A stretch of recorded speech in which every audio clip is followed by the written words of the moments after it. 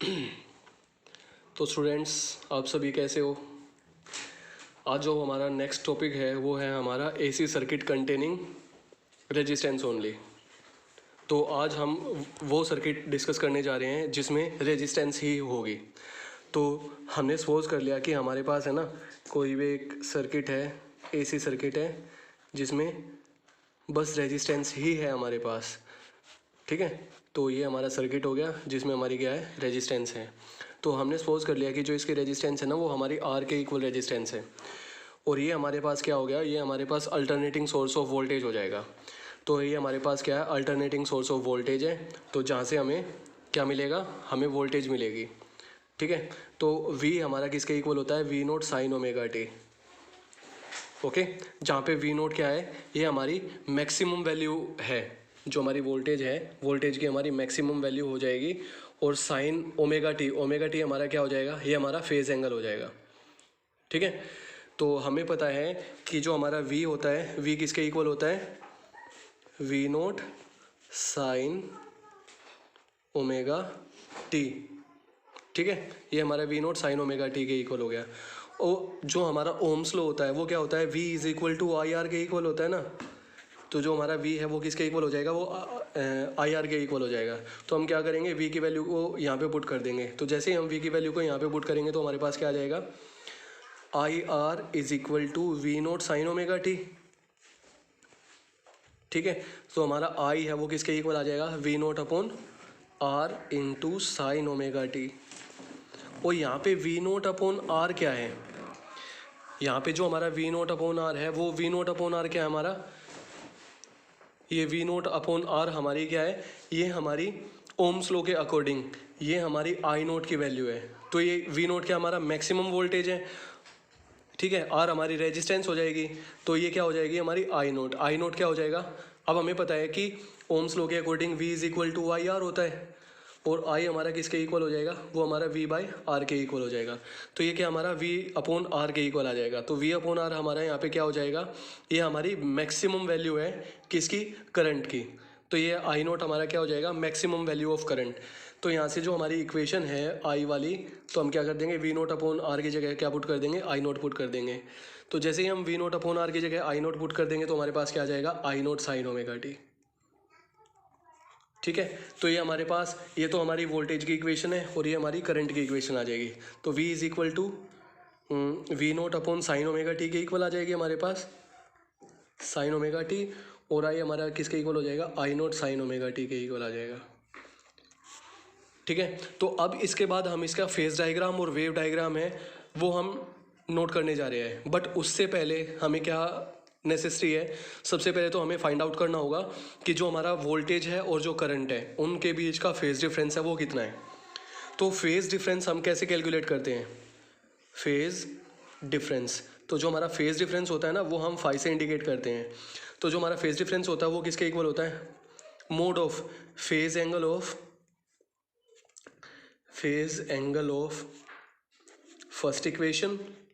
First equation minus phase angle of second equation. ठीक है students, तो ये हमारी फर्स्ट इक्वेशन है और ये हमारी सेकंड इक्वेशन है, और ये इसका फेज एंगल है और ये इसका फेज एंगल है। तो हम क्या से फाई की वैल्यू कैलकुलेट कर लेंगे। तो जो हमारा फाई होगा वो किसके इक्वल होगा, omega T minus omega T. तो इसका मतलब ये आ गया हमारा ज़ीरो। तो ज़ीरो का मतलब क्या हुआ, जो हमारा करंट और जो हमारा वोल्टेज है दोनों के दोनों सेम फेज में लाई करेंगे, उनके बीच में कोई भी फेज डिफरेंस नहीं होगा। तो जो हमारा फेज एंगल होगा वो क्या होगा, वो हम ऐसे कैलकुलेट करेंगे। ठीक है, तो हमने सपोज कर लिया कि ये हमारी क्या है, ये हमारी वोल्टेज की वैल्यू है, ये हमारी V की वैल्यू है। ठीक है, और ये हमारी V की वैल्यू है, और ये क्या हो जाएगा हमारा, ये हमारा फेज एंगल हो जाएगा ओमेगा टी। ठीक है, तो हमें पता है कि जो हमारी वोल्टेज है वो ओमेगा टी पे है, मतलब इसका जो फेज एंगल है वो ओमेगा टी है, और हमारा करंट की भी वैल्यू सेम है। तो हमारा जो करंट होगा ना उसकी भी वैल्यू यहीं पे ही होगी। तो जो हमारा ये होगा ये रिप्रेजेंट करेगा हमारी वोल्टेज की मैक्सिमम वैल्यू को। ये इसका वोल्टेज है ना, जो हमारा वोल्टेज है, वोल्टेज की वैल्यू को रिप्रेजेंट करेगा यहाँ से लेके यहाँ तक की जो डिस्टेंस है। तो हमारा वी है, वी किसके इक्वल हो जाएगा, V naught sine omega t के इक्वल हो जाएगा। और मैंने क्या बताया था, ये हमारी वैल्यू है, ये रिप्रेजेंट करेगी करंट की वैल्यू को। ये दोनों सेम लाइन में क्यों है, क्योंकि जो हमारा करंट है और जो हमारी वोल्टेज है ना, वो दोनों के दोनों सेम फेज में लाई करेंगे।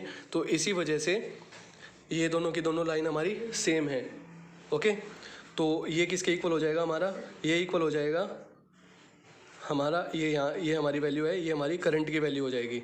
तो आई हमारा किसके इक्वल है, आई नोट साइन ओमेगा टी के इक्वल हो जाएगी। ठीक है, अब हम, ये तो हमारा फेज डायग्राम हो गया। अब हम यहीं से है ना वेव डायग्राम नोट करेंगे। ठीक है, तो वेव डायग्राम हम कैसे रिप्रेजेंट करेंगे, तो ये तो हमारी, ये हमारा किसका मैग्नीट्यूड था, ये हमारा करंट का मैग्नीट्यूड था, और ये हमारा किसका मैग्नीट्यूड था, ये हमारा वोल्टेज का मैग्नीट्यूड था। ठीक है, तो हम क्या करेंगे, हम सबसे पहले तो, अब एक चीज़ देखो, जो हमारा करंट है ना, करंट की वैल्यू कम है वोल्टेज से। ऐसा क्यों होता है, ऐसा इसलिए होता है क्योंकि हमें पता है कि ओम्स लॉ हमारा क्या होता है, V is equal to I r के इक्वल होता है ना। तो वोल्टेज हमारा क्या होता है, सम होता है ना किसका, मतलब ये हमारा प्रोडक्ट होता है करंट और रेजिस्टेंस का। ठीक है, जब हम इसको मल्टीप्लाई करेंगे तो जो हमें मिलेगा वो V की वैल्यू होगी। बट जो हमें करंट होगा ना, वो क्या होगा, V अपॉन R के इक्वल होता है। तो इसका मतलब क्या है, जब वोल्टेज हमारी डिवाइड होगी रेजिस्टेंस से, तब हमारी करंट की वैल्यू आएगी। तो इसका मतलब ऑब्वियस सी बात है कि जो हमारी वोल्टेज होगी उसकी वैल्यू ज़्यादा होगी as compare to the current. ठीक है, तो अब ये जो एम्पलीट्यूड है ये किसका है, ये हमारा वोल्टेज का एम्पलीट्यूड है। तो इसका मतलब जो हमारी इक्वेशन आएगी जो वेव की, वो कुछ इस टाइप से आएगी,